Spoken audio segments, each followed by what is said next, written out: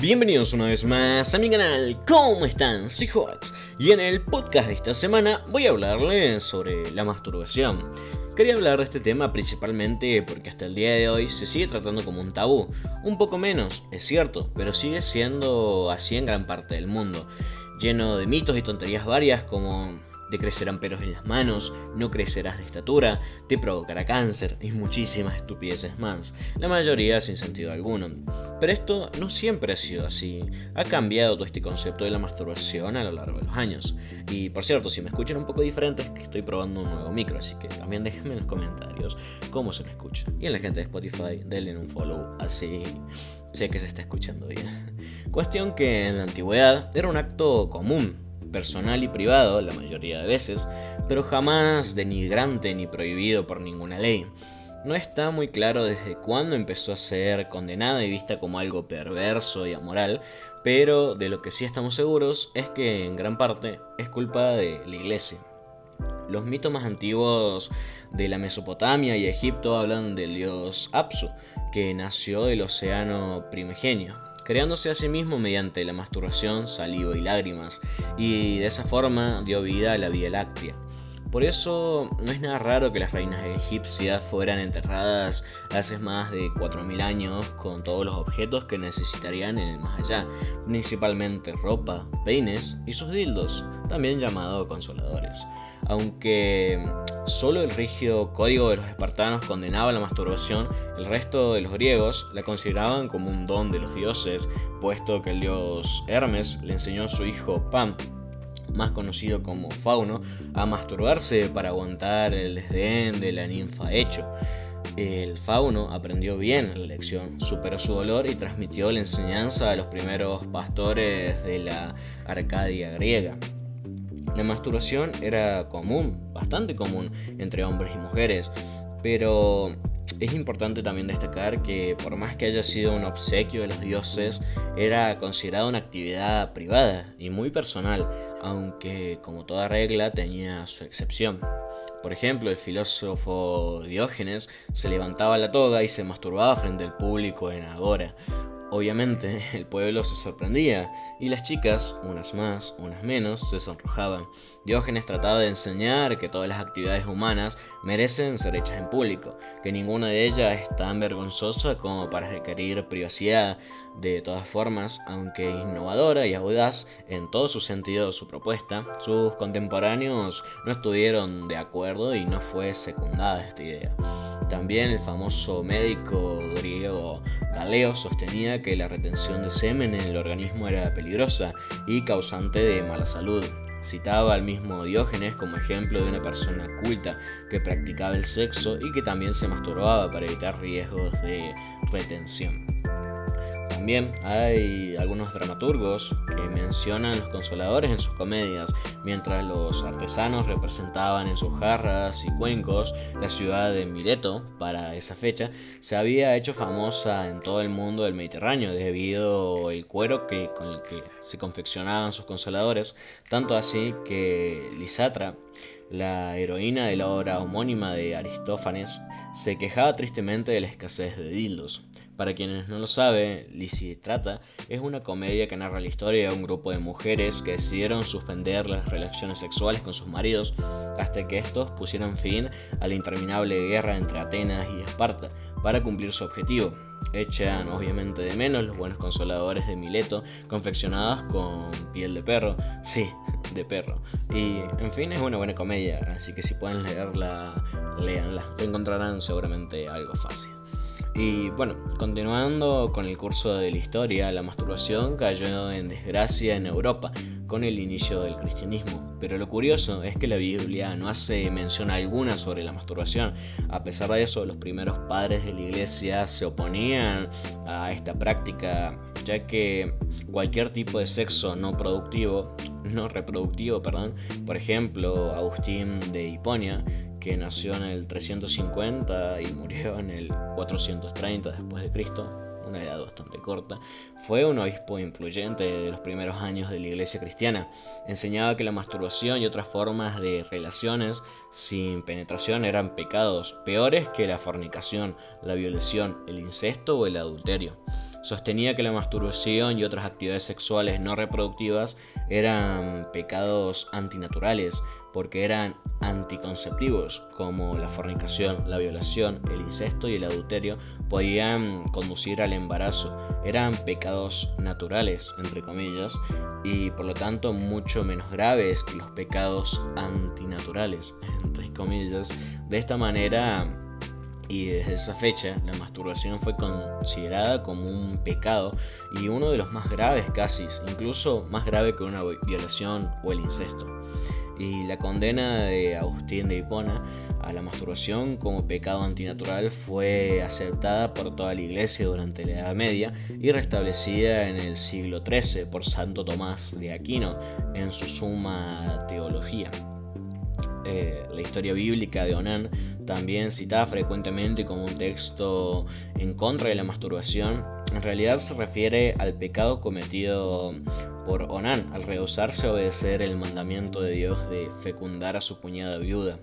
Onán copuló con ella, pero se retiró antes de eyacular y derramó su simiente, su semen, fuera del cuerpo de la mujer, o sea que realizó un común y silvestre coitus interruptus, o básicamente no hizo lo que debía hacer. La ley de Moisés dictaba que cualquier persona que derrame su semen en la tierra infértil lo estaba haciendo en el lugar incorrecto.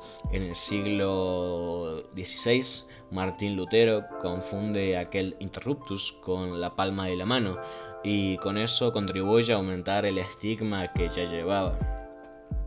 Además de esto, ya un poco más adelante, en el siglo XVIII, hace su aparición el nefasto médico Samuel Auguste Tissot con un libro publicado en 1760 que debió haber sido quemado.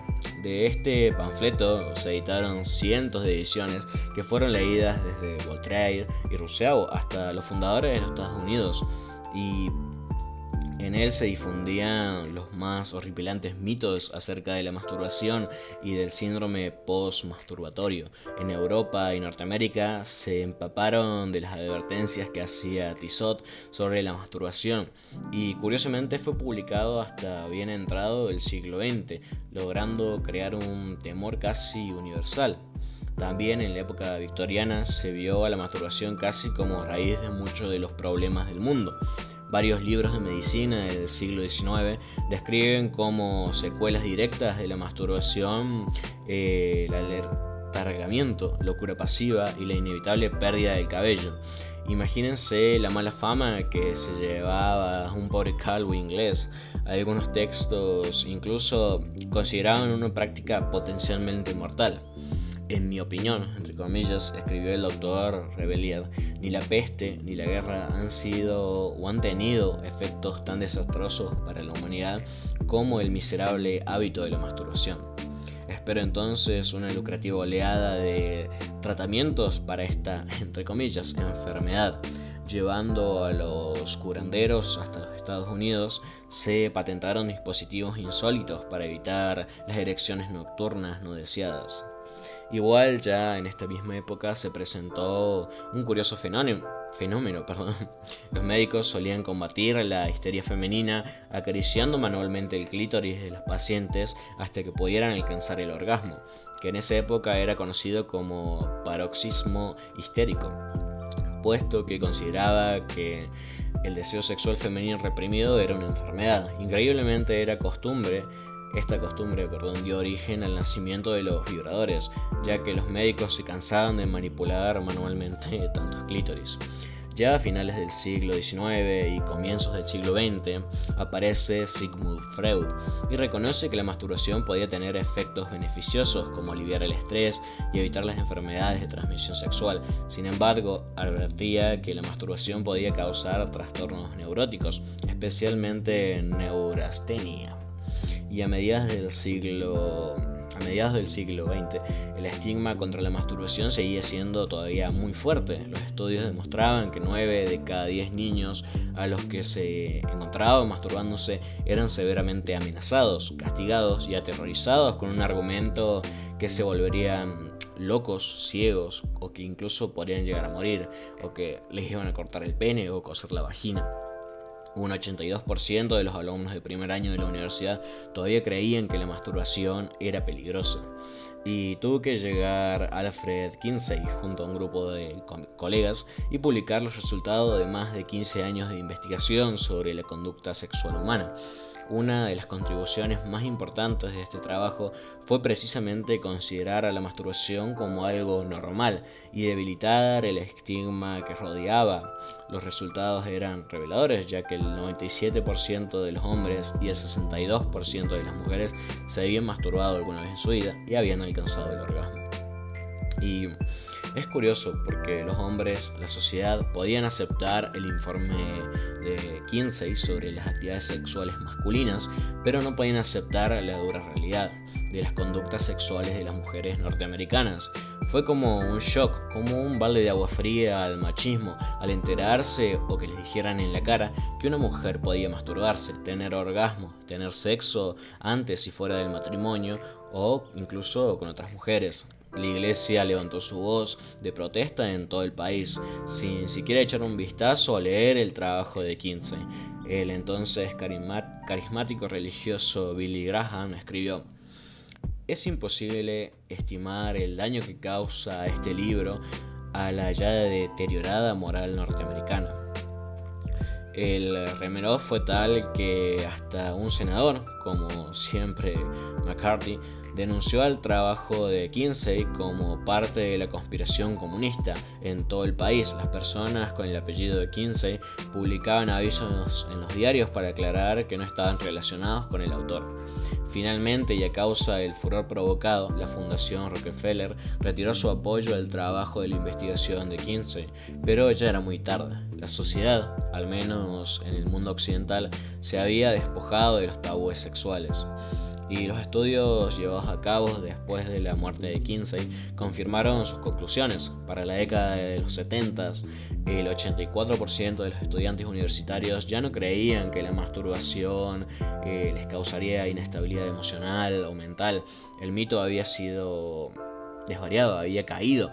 Aún así, en diciembre de 1994, en una conferencia sobre el SIDA, patrocinada por la ONU, la entonces jefa del Servicio de Salud Pública de los Estados Unidos, la doctora Jocelyn Elders, dijo que tal vez la masturbación debía ser enseñada en las escuelas como una parte de los programas educativos escolares sobre sexualidad. Por estas declaraciones, el presidente Bill Clinton le pidió que renunciara al cargo, cosa que no hizo. Finalmente fue cesada por esto mismo. Y a pesar de que la ciencia hace algunas décadas comenzó a tratar la masturbación como una conducta normal, hasta ahora las más prominentes instituciones religiosas se han negado a reevaluar los principios sexuales que la rigen desde hace más de 15 siglos. Y además de claros beneficios como para los hombres, por ejemplo, que reduce el riesgo del cáncer de próstata, y en general para ambos sexos el hecho de reducir el estrés, aumentar la felicidad y conocer lo que te gusta. Así que tranquilo, tranquila. Si te sientes incómodo, ve probando de a poco, ve conociéndote y acepta que es algo natural. Y como todo, si no abusas de ello puede ser hasta beneficioso para ti. Así que tranquilos y no tengan vergüenza. En tu intimidad puedes disfrutar todo lo que quieras. Y como ya sabes, así como de irme, también he de volver. ¡Chao!